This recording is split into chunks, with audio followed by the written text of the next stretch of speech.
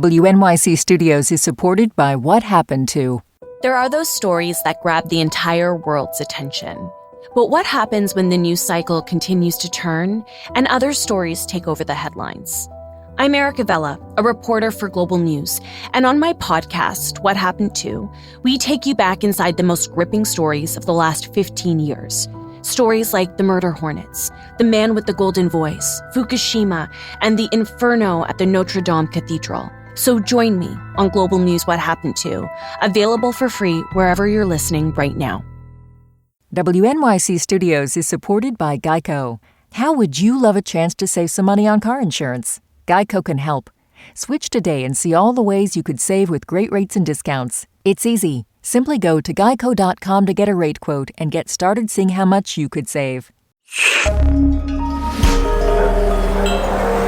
Listener supported. WNYC Studios.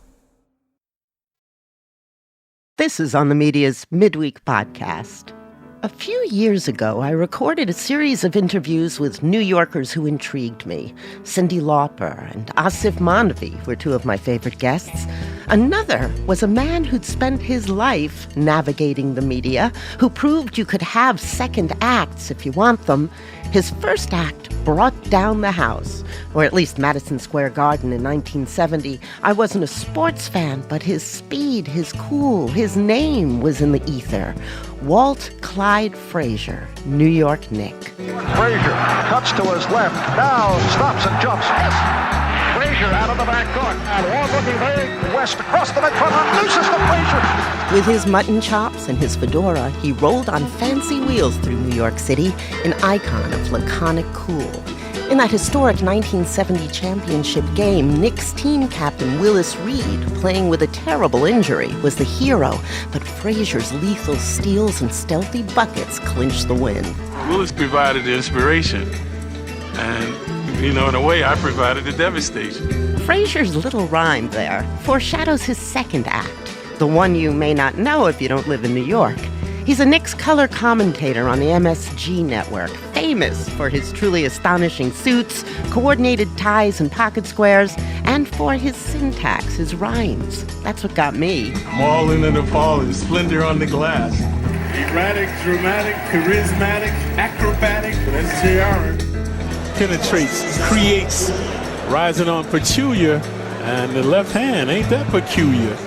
I'm still not a sports fan. But back in 2012, drawn into the hoopla over then Knicks prodigy Jeremy Lin, I found the legend of my youth, now voluble and amiable, but still cool. I read about his childhood in segregated Atlanta, changing the diapers of his many sisters, playing on dirt courts, his passion for yoga, his retreat in St. Croix, his restaurant, Clyde Frazier's Wine and Dine. How did he manage it without combusting like so many superstars, without even a surgical repair? This interview was recorded live in WNYC's Green Space. Ladies and gentlemen, Walt Frazier. I started off by asking Walt about the genesis of his nickname, Clyde. When I was a rookie, I wasn't playing well. So in order to pacify myself, I went shopping. So I dress up in my room and go in the mirror. Well, I'm not playing good, but I still look good. So one day we were in Baltimore. It was a hat store, and I see this Borsalina hat, brown velour, but it had a wide brim. And like today, everybody was wearing a narrow brim. So the first time I wore this hat, everybody laughed at me, my teammates, the opposition. 2 weeks later, the movie Bonnie and Clyde comes out. So I walk in the locker room, everybody go, hey, look at Clyde. So that shows you kids that if you have something you believe in, don't listen to nobody else. A former teammate said that the legend of Clyde, your legend, was partly a media creation, but that you happily went along with it. Yeah, that's true. Clyde is an alter ego of mine, which operated between 12 and 4 a.m.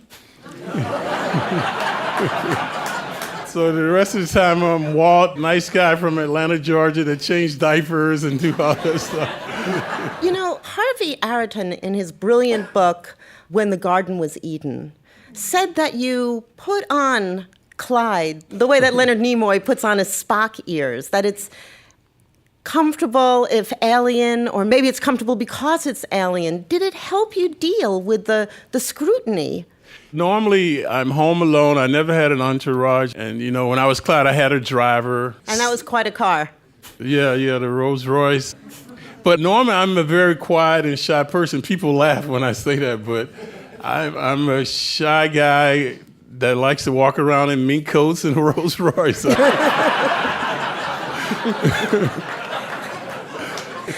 let me ask you about the style in your game. You, more than anyone, monumentalized the steal. Stealing on the court, as you describe it, demands cool, playing possum. It's like poker at 100 miles an hour. I'm playing possum. I'm lulling you to sleep. I give you room so you think that you can do something. So sometimes early in the game, I could steal the ball, but it wouldn't have the same impact. So now you're dribbling the same way, and all of a sudden I come and I make the steal. It could turn the momentum of the game, and then you're describing a pool hustle. It's a cat and mouse game that I played on defense. But defense was my favorite part of the game, primarily because when I was in college, one year I was ineligible to play because of poor grades. So as a punishment, the coach made me play defense every day in practice for a whole year. I'd never played offense. So I said, well, if I'm going to be a defensive player, I'm going to be the best damn defensive player of the year. We were talking in the green room about the earliest rules of the game. You said the game was very, very boring when it started. And why was that? Because, they started on a peach basket, but it had the bottom in it. So every time you scored, they had to get on a ladder and go and take the ball out of the peach basket. So it took them 7 years to figure out to take the bottom from underneath the basket. But it seems like the game in recent years has changed a lot, too. I was watching the Knicks game last night, and it seems to be built very much around star shooters. It wasn't team play like the Knicks of the 1970s. Well, that's true. That's one of the more blatant changes in the game.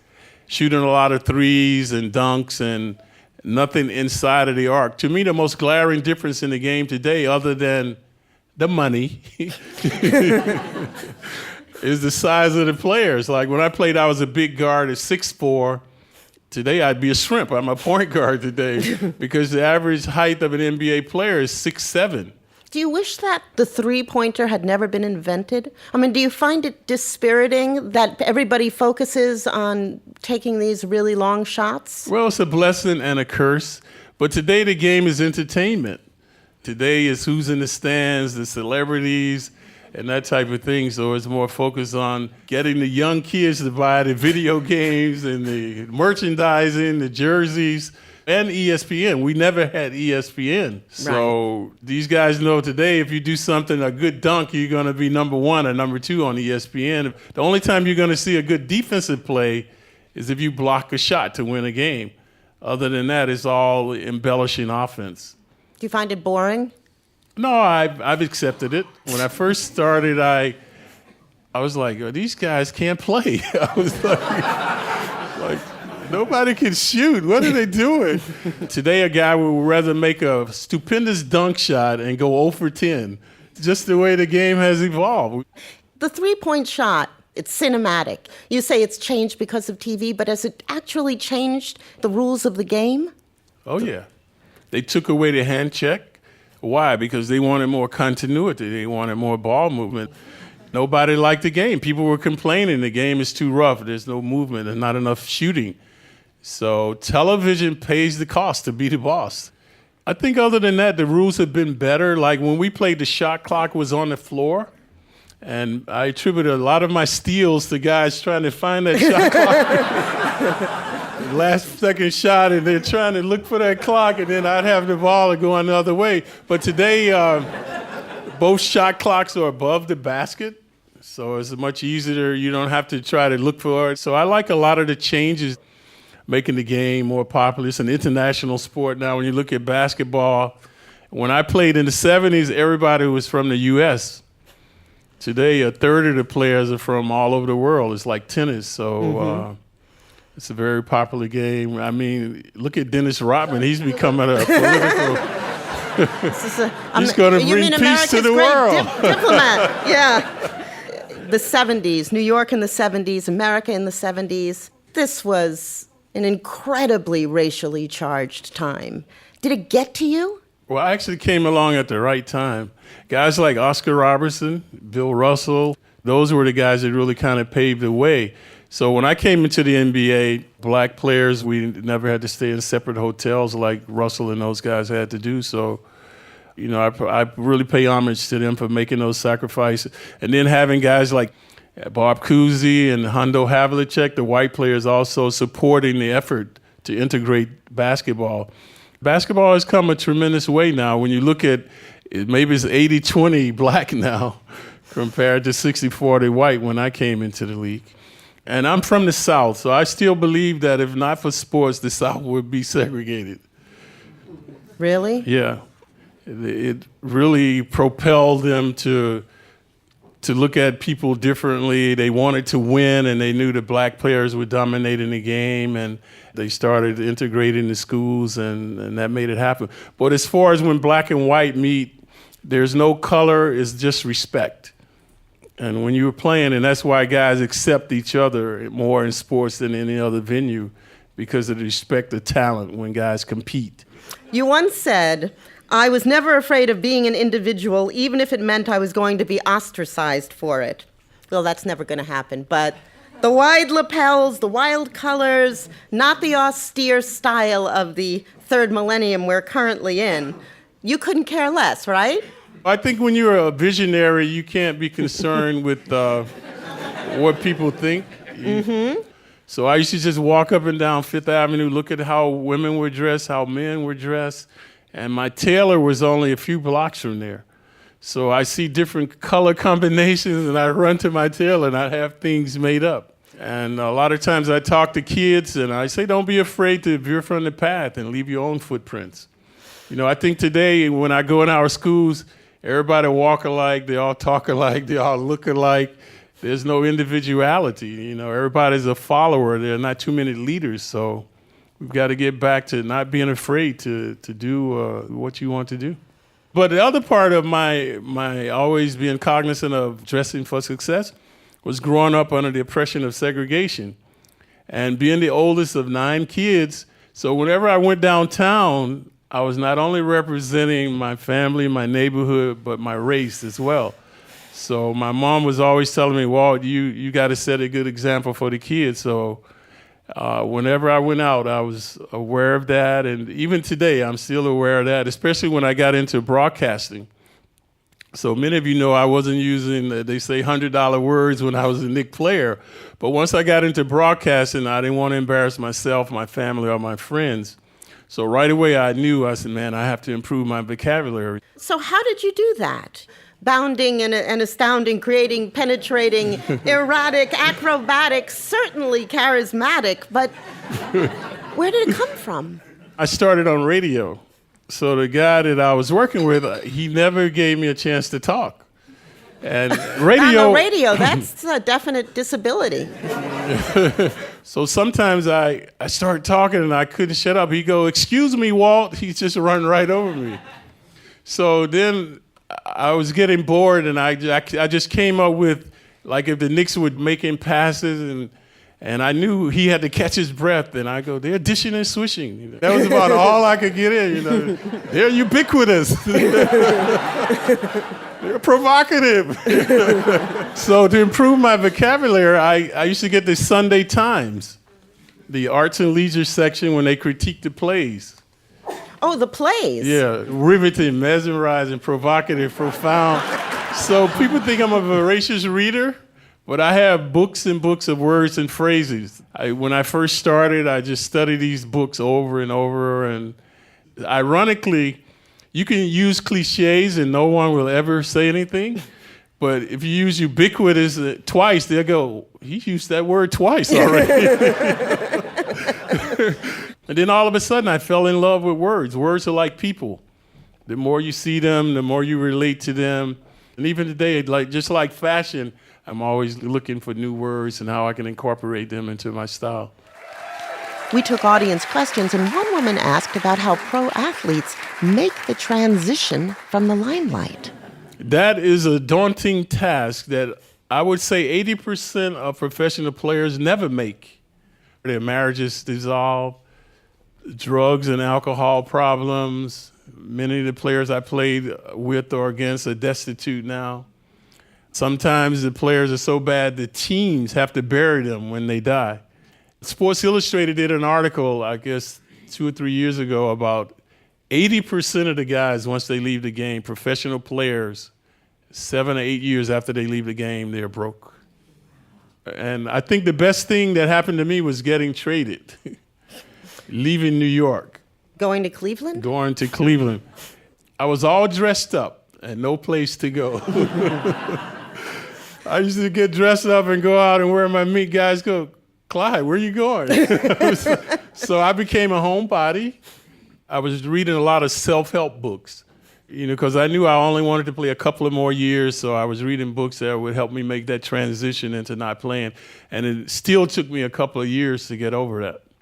So you can imagine today how players, we should fly commercially. We stayed in Holiday Inns. Today these guys are in the Ritz-Carltons, the Four Seasons. They have their own private plane. They're making millions of dollars. So how do you come down from that? How do you make that transition from that after you squandered your money?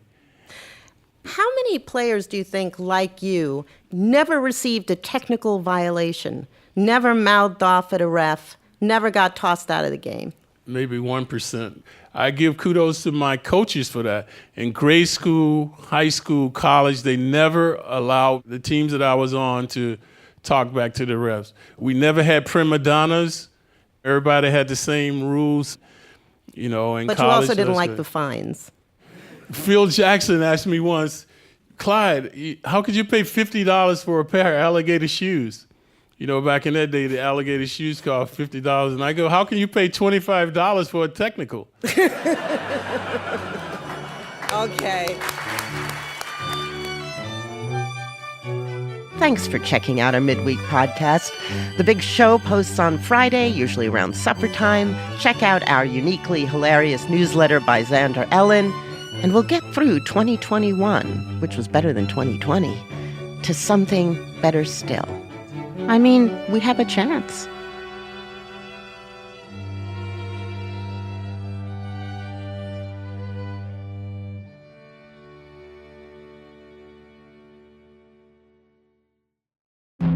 I'm David Remnick, and each week on the New Yorker Radio Hour, my colleagues and I unpack what's happening in a very complicated world. You'll hear from the New Yorker's award-winning reporters and thinkers, Jelani Cobb on race and justice, Jill Lepore on American history, Vincent Cunningham and Gia Tolentino on culture, Bill McKibben on climate change, and many more. So please, never miss an episode. Listen to the New Yorker Radio Hour wherever you get your podcasts.